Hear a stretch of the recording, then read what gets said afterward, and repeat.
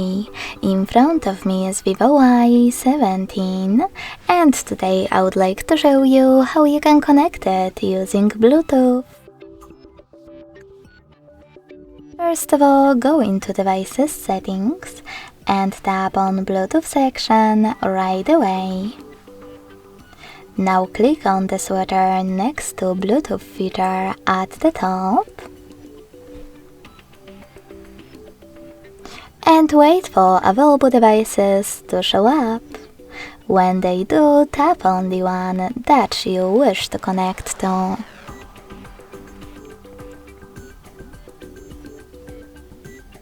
Now you need to wait for the other device to accept your connection request.